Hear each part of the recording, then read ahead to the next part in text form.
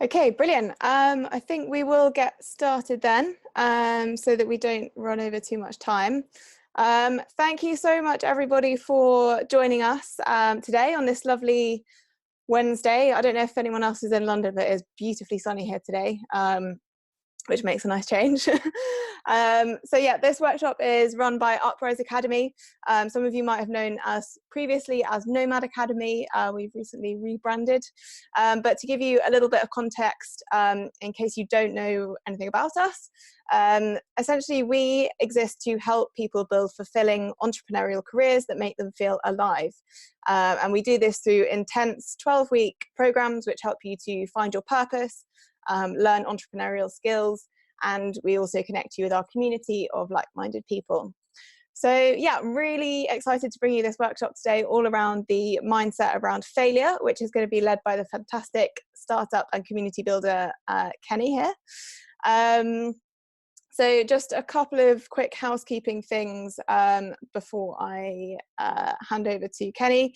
If you have any questions at all, there is a chat function on Zoom, so feel free to drop any questions into the chat, or if you want to unmute yourself and just shout, that's also fine. We would love you to have your cameras on and see your lovely faces, but if you'd rather keep them off, that's totally fine. It's completely up to you. And we will be doing a few activities where we'll put you into some breakout rooms, so you'll have a chance to kind of connect in pairs and speak to other people in the group as well. So yeah, that is me done. I'm going to hand you over to Kenny. If you need any help or anything, just give me a shout. Cool. Thank you so much, Katie. Really quick to get everyone kind of engaged in the session today. If you could share your name, your gender pronouns, your location, and one word to describe failure in the chat. I'd love to start to see everyone participating and engaging in this topic of failure. And also, please let me know if I speak too fast today. Just throw that in the chat as well. I tend to get really excited, especially around this topic. As Katie shared, my name is Kenny Andejeski, and I work with entrepreneurs, leaders, and organizations to help them build community and achieve positive impact. Katie, do you want to start sharing the screen? Yes, sure. Cool. Give me one sec.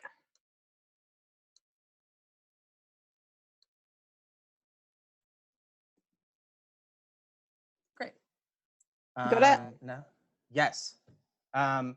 Cool. And if you attended the workshop 2 weeks ago, you met Mariana, who is also on this call today if she wants to wave really quick. And I was actually supposed to be co-directing Uprise Academy's Asia program with her right now, but the pandemic hit, as we all know. And that also explains my current appearance as I've fully embraced the quarantine aesthetic. I also, before we hop into this, want to give a shout out to Linda K. Klein, who originally facilitated this workshop for me about 8 years ago. Ever since then, it's been one of my favorite ones to facilitate and share with different groups. And I also want to thank all of you for joining today. I looked at some people on LinkedIn, sorry for creeping, but we have a wonderful group today, and I'm really looking forward to diving into this topic with all of you. So to bring us into the space, we're all here to better own, communicate, and yes, even celebrate our failures. We're here to talk about our best failures with each other. And I'll most certainly be sharing mine today, but I want you to start thinking about what yours is in the meantime. To do this activity, we're gonna be going through some framing activities. I'll share my failure with all of you, and then we'll spend the last half hour in pairs going through this process of owning, communicating, and celebrating together. The biggest thing I want to get across before we jump into this topic is that we're not here to judge each other. We're really here to be brave, to be curious, and to hopefully trust each other through this process. Because it does take someone to share and someone to receive to really start to understand failure. There we go. Thank you, Kitty.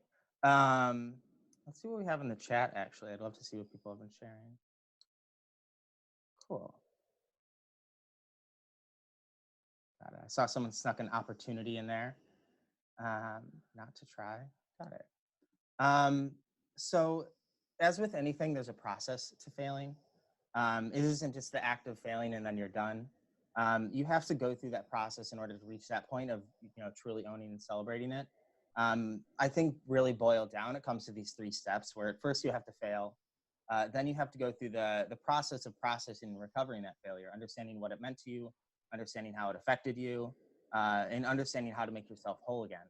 And then finally, and I hope this is the failure that you'll bring to this workshop today, you want to reach that point where you can reflect, learn, and grow, and celebrate that failure, where you've almost made it to the top of the mountain and you can stand there and look out at the vista and kind of understand where you're at. So for example, if you lost your job yesterday, I'm sorry that you had that experience, but I hope you can give yourself time and grace to process and recover from something like that before you try to celebrate it. So it's important to consider that as you choose your failure that you're going to communicate today.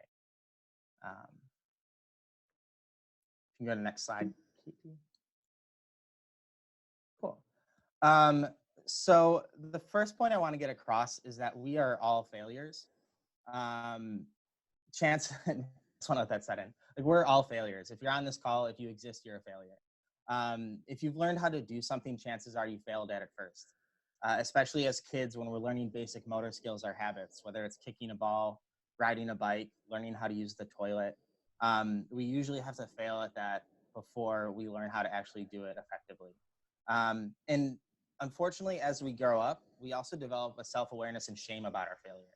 And I think some of that is coming up in the chat at this point of like, we learn punishment and consequences, and we have to face public perception, and we experience a guilt that becomes associated with our failure. I mean, if we take a second to think about it, I'm sure we can all remember getting in trouble growing up, maybe failing a test, getting a driving or parking ticket, and maybe even asking someone out on a date and getting rejected. I know I had that experience a few times as a teenager, and like, that is definitely failure. Like, you feel that kind of failure. And so I ask in this workshop that we agree that we are all failures today and always, and that's okay. That's great. And I even think, just to prove that, I'd love for us to hop back in the chat again and share what is a failure that you've had in the last week.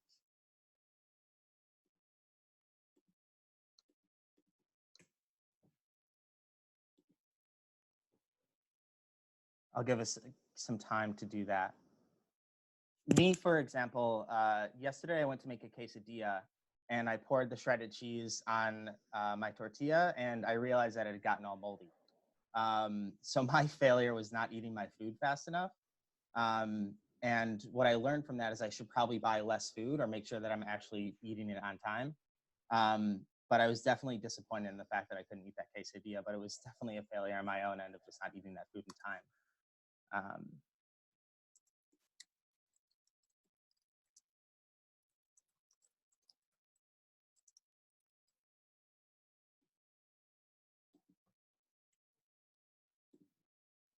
Cool. And start to engage with each other in the chat too. If someone says something that really resonates with you, or if you want to comment on their failure, give them a shout out for failing so epically. That would be great as well.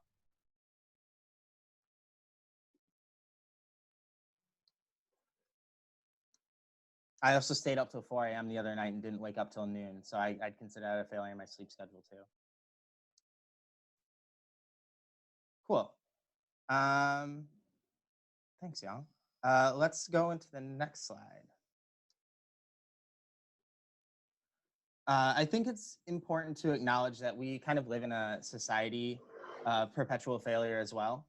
I think at a young age, some examples I think at a young age are when I first started playing video games, and every time I lost, I just got to press restart, or you get to put in a new coin or a new token. I also think about how easy it is to start a business these days. Easy is a relative term, but you have the tools and advice available to you that you can try to launch a business and fail, try to launch a business and fail. I also think on the bottom right, our parents had careers where very often many of us are hopping between jobs every 1 to 3, 5 years. So we don't actually take time to learn and grow and fail in our jobs very often. In the middle, you even consider dating apps. Like, every time you swipe right on someone and you don't match with them, that's a failure. Every time you message someone, you don't get a response. Every time you don't respond to someone back.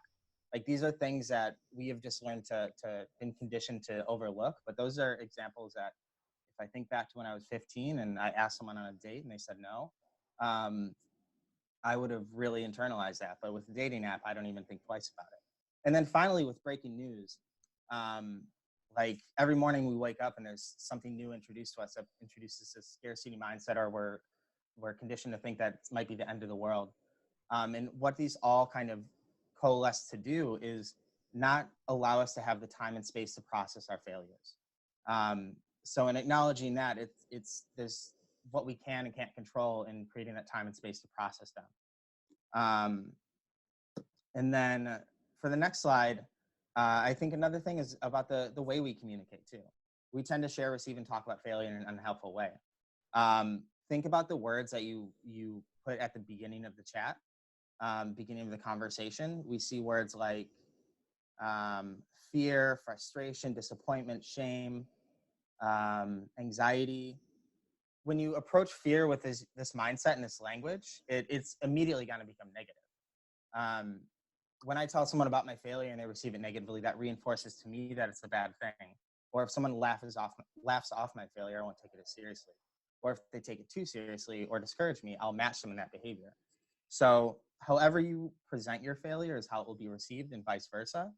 And in consideration of that, I really try to advise people to stay impartial and even encourage other people to share their failure, to be open-minded and curious, and to also seek to understand, to support someone who has failed.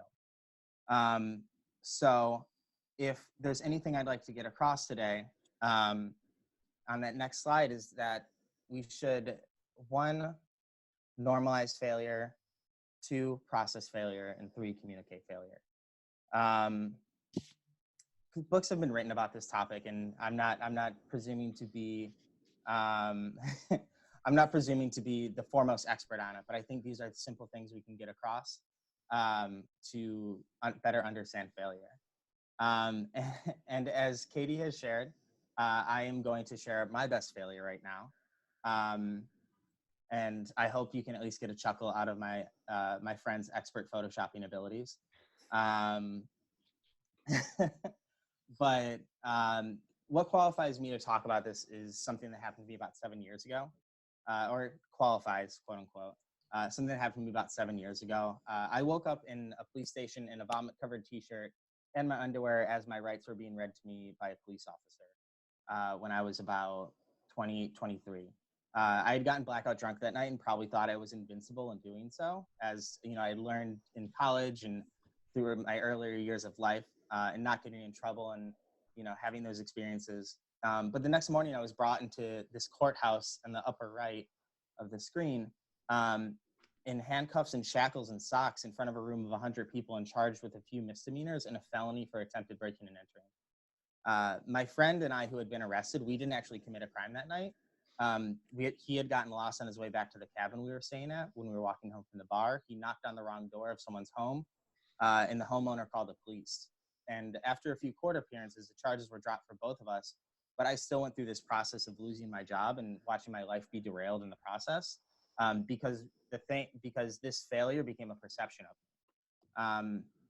And I had to share this story a lot, especially as I was explaining why I had lost my job and I was going through the job searching process. Because in every job interview, especially because I worked in education and nonprofits at the time, I had to explain what had happened because it came up in background checks.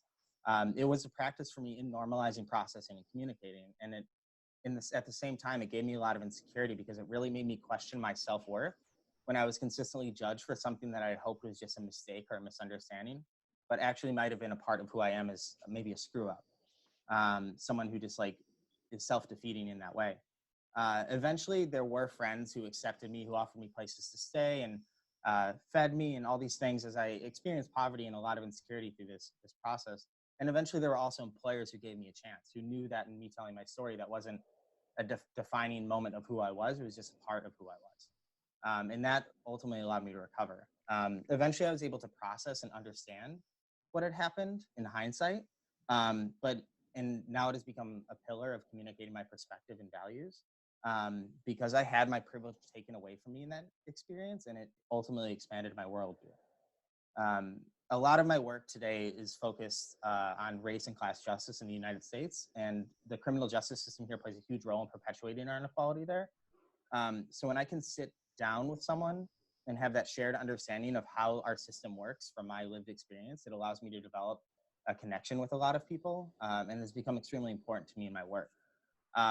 So to that extent, this is why it's my best failure, and why it's a story that I tell maybe a little too often, that I probably should just like brush under the rug and move on from.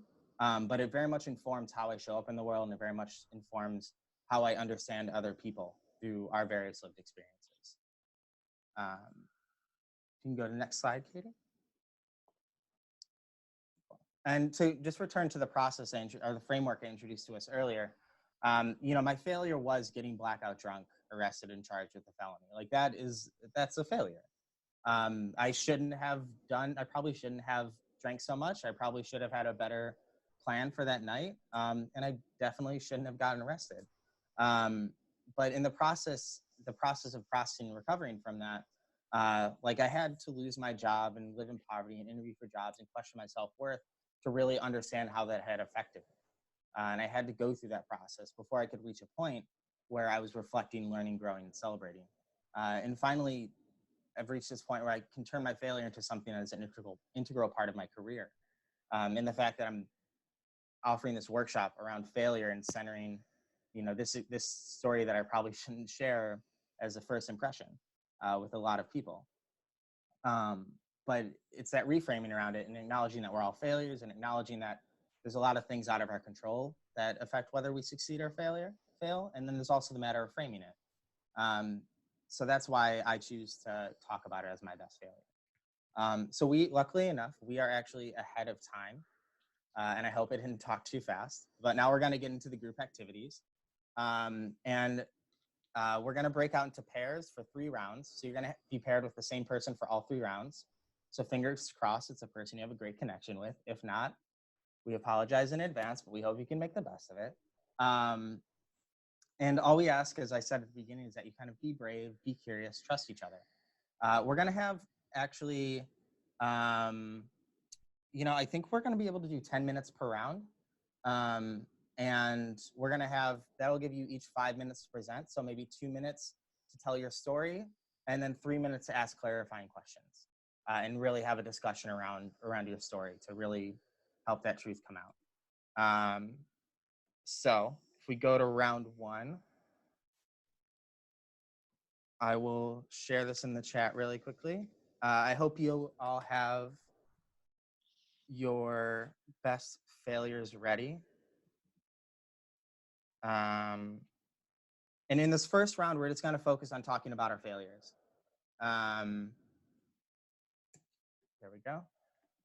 So really flesh out all the details. As a speaker, be open, be detailed, include all relevant information. And as a listener, consider taking notes or at least practice active listening, really focusing on what your partner is sharing. And then just try not to interrupt, and especially until you get to the question and answer, or the clarifying questions. So with that, if there's any questions that people have, you can throw those in the chat quickly, but hopefully those instructions are effective. And with that, I'll pass it back to Katie to match everyone. Awesome. Great. Thank you, Kenny. So what I will do is I'll put you into your breakout rooms now.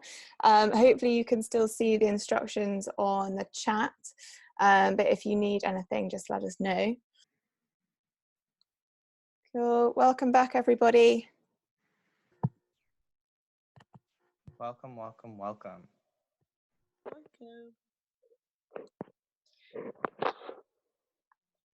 Cool. There we go.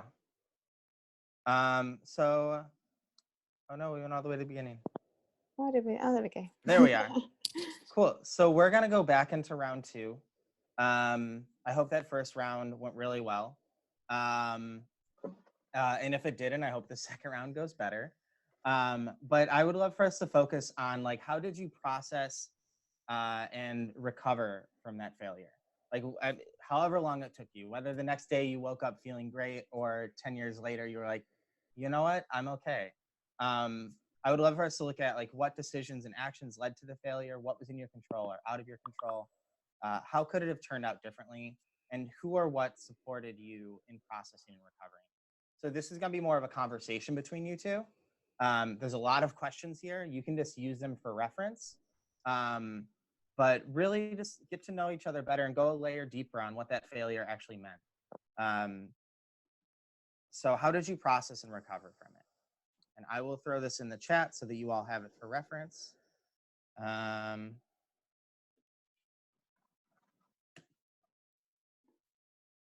Great. you are. We'll get everyone back into your rooms.